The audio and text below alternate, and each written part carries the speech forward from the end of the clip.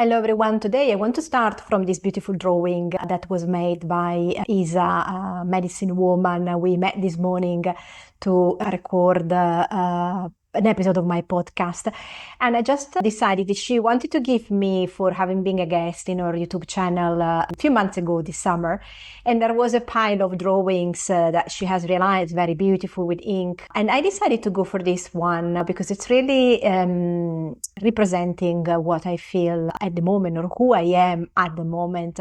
I really love this beautiful big flower that I identify as a sunflower, as my center in this moment, in which there are not so many heavy elements around that I'm carrying with me. It's just like emptying of all the burdens that have been on me for a while and going back to the essence.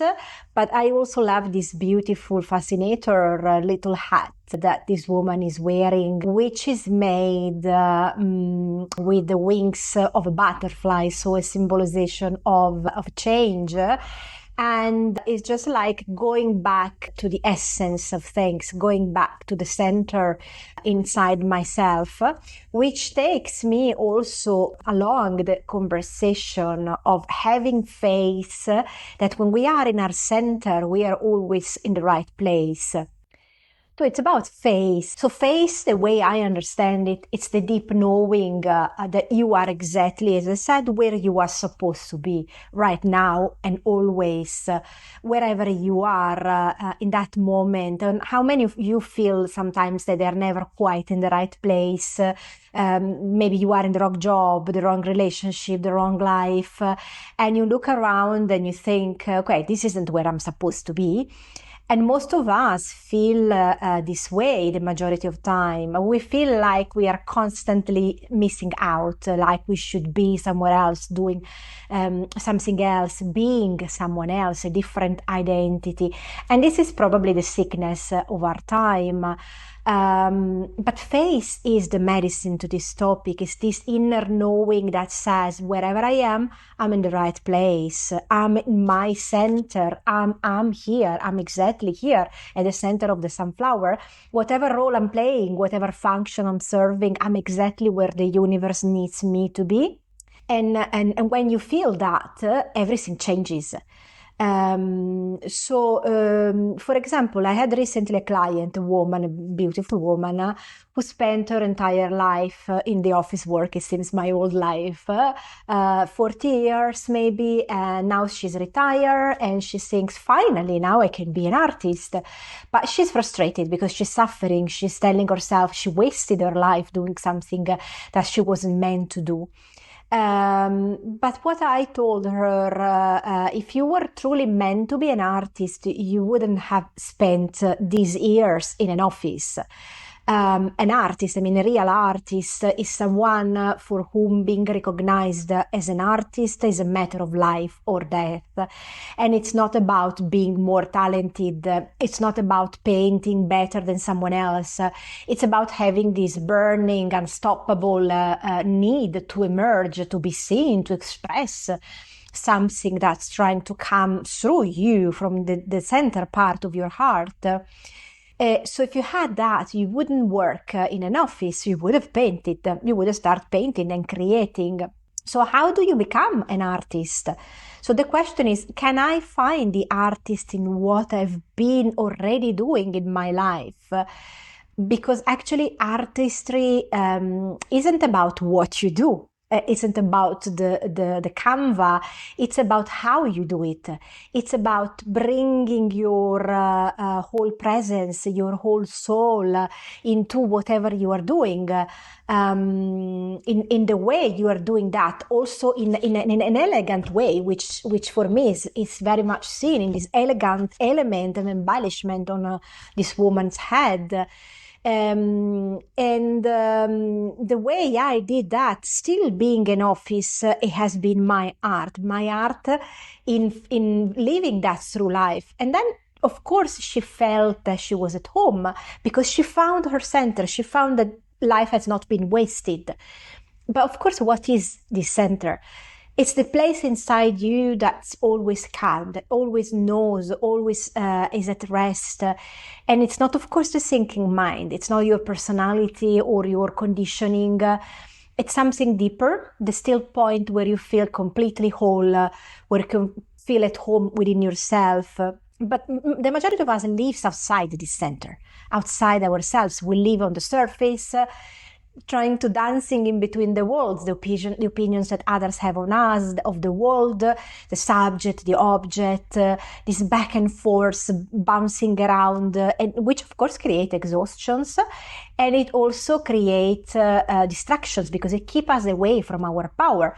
The center is different. The center is the meeting point where there is no me doing something and no thing that has been done. But it's just a pure act itself. So just imagine that you are I don't know, drinking a cup of coffee, cup of tea, and you're thinking, I am the one drinking. So there is the tea, being drunk, two separate things. But what if for just one moment we would just consider, I'm not the one drinking. The tea is not the object, the essence, the things that I am drinking. I am the pure act of drinking in itself. Of course, it sounds strange, but it stays within me. It moves back towards the experience that becomes alive. And so, of course, it's an experience that you have felt different times, but you are experiencing that in that moment. You are at the center of the experience. And this is, of course, something that comes back to the element of finding our way home, finding our being present in this moment, in the central part in which we recognize that whatever I'm doing, I am that experience. I'm not the active role. I'm not the passive role according to the situations. And when you move beyond the subject-object split, you just drop the idea that you are doing that. And you become the action itself. So you feel everything. You feel the connection, the sensations, the emotions, the aliveness that is always there, but that we normally usually miss. And if we try to do that few minutes throughout the day when we are doing something and we stop and we step back for a few seconds, few minutes, and we restart doing that slowly. We start living and doing that from the center. More and more situations, of course, around us will change and will take also the same flavor, the same meaning, because it means that then you are always at the right place. You are always at peace. So you don't feel that you are out of the center, which is what the society wants us constantly to feel, that we are wrong, that we are not aligned, that we are too slow, too fast according to what they are asking us. And that is where we are, of course, manipulated. And we can't be controlled. We don't want to be controlled all the time. And also want to be controlled by our mind. Because the whole world is trying to distract us. It constantly whispers to our ears, you are not enough, you should be different, you should be someone else. And there is exactly where we stop. And where there is the sabotage element coming, the procrastination, because we don't identify ourselves with the inputs and incentives that are coming from outside. And so we just paralyzed by fear, we stop. And we don't continue doing what we are supposed to do. We don't follow that sparkle of inspiration that was there few days ago, few weeks ago, few months ago, when we keep procrastinating for so long. And then the whole process is gone. The whole process disappears. And it takes time before being able to regrasp that enthusiasm again and hold it and keep it, which is exactly what we are speaking about on the 3rd of December.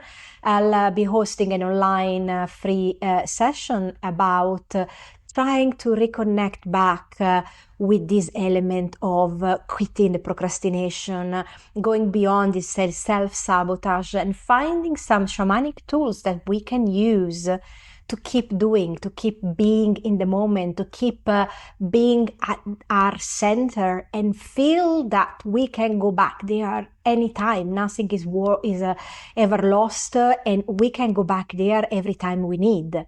So if you're interested in joining, it's a free session. So you will find the link down in the description. There will be no recording because it's, again, I want everyone that is really, really interested, want to be there for that hour, because we normally don't watch recordings. I don't personally. They are there. I always say at some point I will make the time, and then I never make the time for that. So I'm just giving this opportunity to whoever feel that really want and need to be there for this hour together.